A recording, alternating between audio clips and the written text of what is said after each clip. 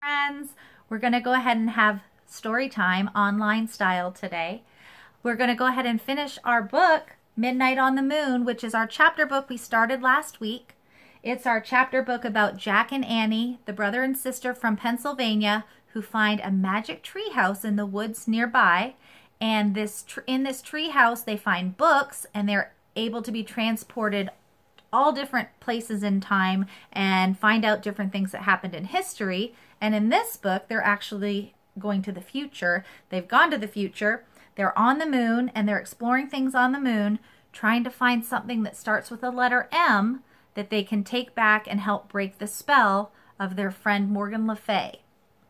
So, let's see. We know Jack and Annie are not very good at driving this moon buggy. So let's see what happens when they drive that moon buggy. Jack steered around craters and rocks. More than once, the buggy nearly tipped over. "Whoa, slow down," said Annie. They were almost at the mountain pass, trying to get back before their 2 hours of oxygen was finished. Suddenly, a cloud of dust flew up in front of them. The ground trembled. "Watch it!" Annie cried. Jack couldn't see a thing. He stepped on the brake. The buggy jerked to a stop, and the dust settled. A giant rock had fallen into the narrow pass. It was stuck between two walls of rock, and they were trapped. Jack quickly found a picture of a giant rock in the moon book he was holding. He read out loud. "Rocks of all sizes crash into the moon from outer space. These rocks are called meteorites." "We're lucky that meteorite didn't land on us," said Jack. "Yeah, I guess it's too big to be the M thing," said Annie. She had climbed out of the moon buggy and was standing by the meteorite. It was more than twice as tall as she was. Jack looked at the black sky. The flying thing was nowhere in sight, yet. "We'll have to jump over it," Annie said. "Jump? I don't think so," said Jack.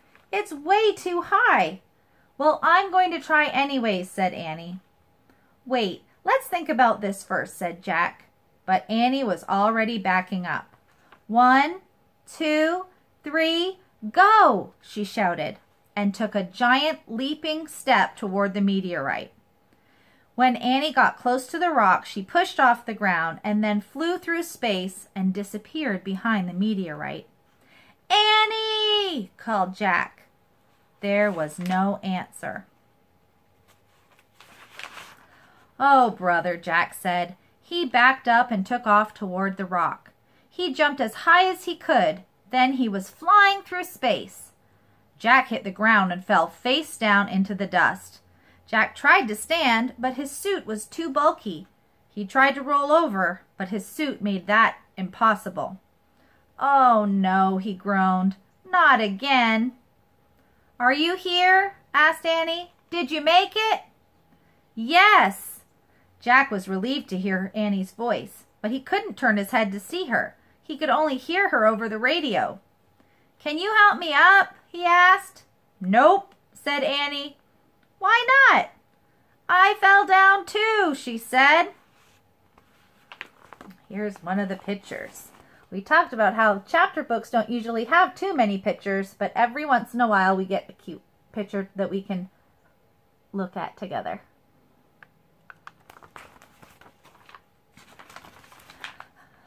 "Oh, brother," Jack sighed. "Now we're really in trouble." He tried to stand again and failed. "Can you see anything?" he asked. "Just the sky," said Annie. "Wow, this is so weird." "I'm worried about our tanks," said Jack, "and I feel like it's been 2 hours. "Jack!" said Annie. "And what about that moon man?" said Jack. "Where did he go?" "Jack!" whispered Annie. "What?" "He's here," she said. "The moon man is here." "What?" "He's standing above me." Jack's heart nearly stopped. He could hear Annie talking. "Hi," she said. "We come in peace." There was silence. Then Jack heard Annie say, "Thank you. I have to help my brother up now." A moment later, Annie rolled Jack onto his back. She grabbed his hand and pulled him up. "Thanks," said Jack, once he was standing. The Moon Man was a few feet away. His face was hidden by a metal visor. He looked like a spaceman, a huge spaceman with a giant tank on his back. It was as big as a refrigerator. "That's a jetpack," said Jack. "I've seen pictures of future astronauts flying with those things. It's like a mini spaceship, right?" The Moon Man didn't answer. "I don't think he can hear us," said Annie. "He's not hooked up to our radio." "Oh, right," said Jack. "I'll write him a message." "Good idea," said Annie. Jack pulled out his notebook and pencil, and he wrote, "We're Jack and Annie. We come in peace from America. Who are you?" Jack handed the notebook and his pencil to the Moon Man. They looked tiny in his big hands. The Moon Man looked down at the message. He looked at the tiny pencil. Then he turned the notebook over. Jack and Annie watched as the Moon Man put the pencil to paper. He was writing something very carefully. Finally, he gave the notebook back to Jack. Jack and Annie stared at the marks. "Stars?" said Annie. "He drew stars." "Maybe it's a space map," said Jack. "Space map?" said Annie. "Hey, Jack, map starts with M." "Oh, wow," said Jack. "This must be the fourth M thing we've been looking for." "Let's ask him what this map means," said Annie. She turned around. "We'll never know now," she said. "Why?"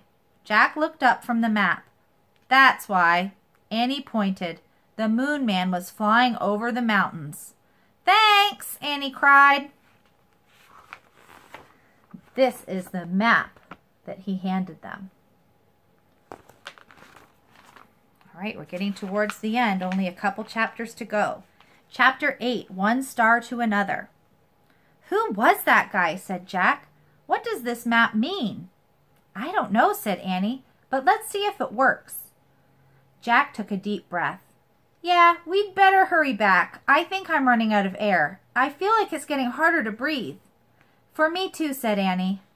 "Go slow. Don't breathe too much," said Jack. He and Annie took long, floating steps towards the moon base. Jack held his breath as if he were underwater. By the time they got to the white dome, he was ready to burst. Annie pushed a button beside the huge door, and it slid open. They hurried into the airlock. The door closed behind them, and the door to the hallway opened. Jack opened the visor of his helmet. He took a long, deep breath, and then let it out. "Ah," he said. "Let's get out of these suits," said Annie. "Good idea," said Jack. He was dying to free his arms and legs. As they moved clumsily into the spacesuit storeroom, Jack felt heavy again. He and Annie unlocked each other's helmets, gloves, and boots, and pulled everything off. Then they stepped out of their bulky suits. "Whew," Jack said. He took off his glasses and rubbed his eyes. It was great to be free, even if he no longer felt as light as a feather. "Hurry, Peanut's waiting," said Annie. She led the way down the steps to the bright landing chamber. "Yay!" she said softly.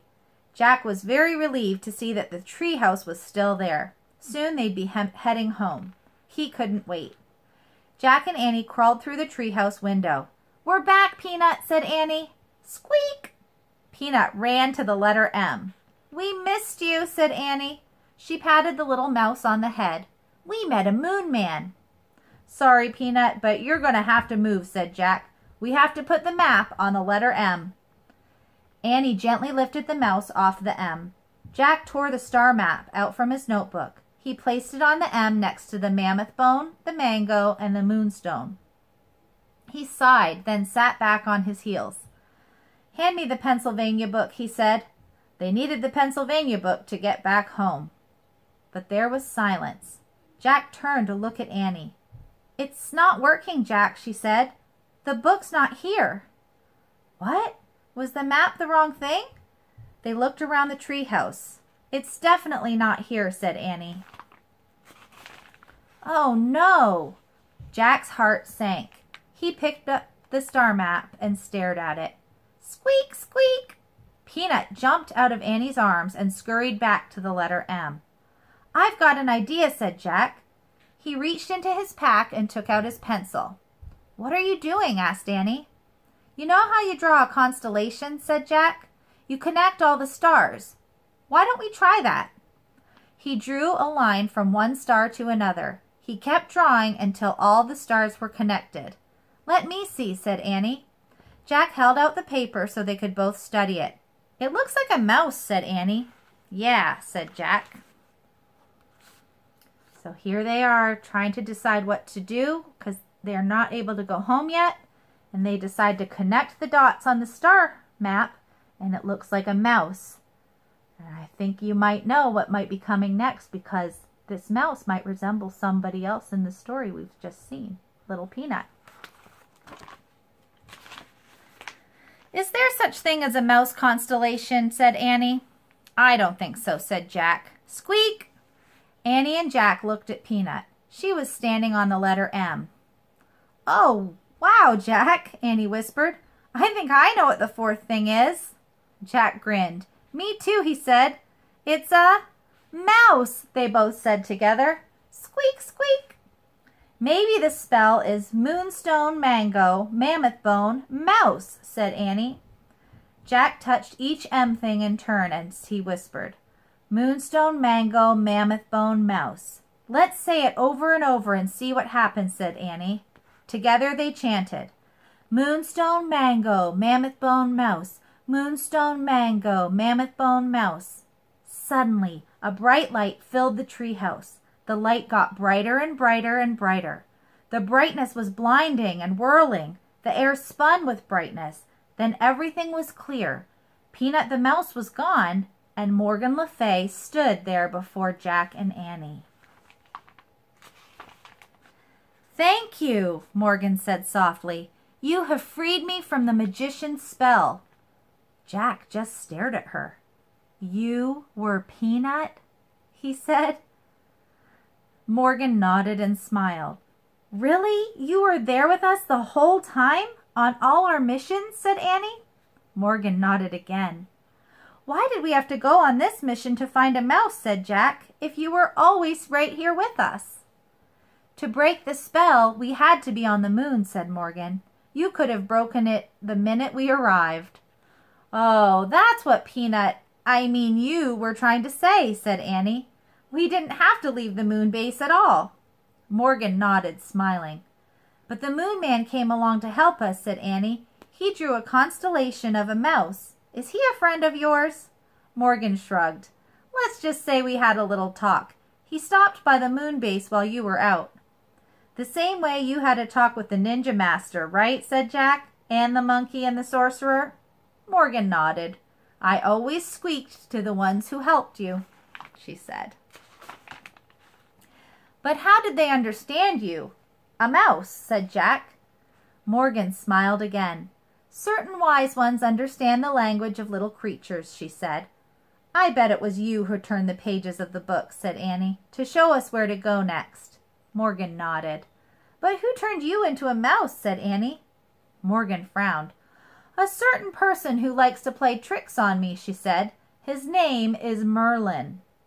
Merlin, said Jack. The greatest magician who ever lived? Morgan sniffed. He's not that great, she said. He doesn't even know I have 2 brave friends to help me. Us? Said Annie. Morgan nodded. And I thank you both with all of my heart. You're welcome, said Jack and Annie.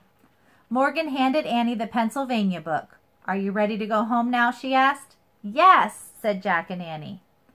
Annie pointed to a picture of the Frog Creek woods. I wish we could go there, she said.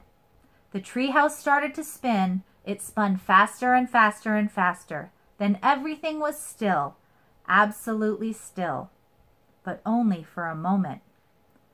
The midnight woods woke up. A breeze rustled the leaves. An owl hooted. The sounds were soft but very alive. Jack opened his eyes. He pushed his glasses into place. He smiled. Morgan was still with them. He could see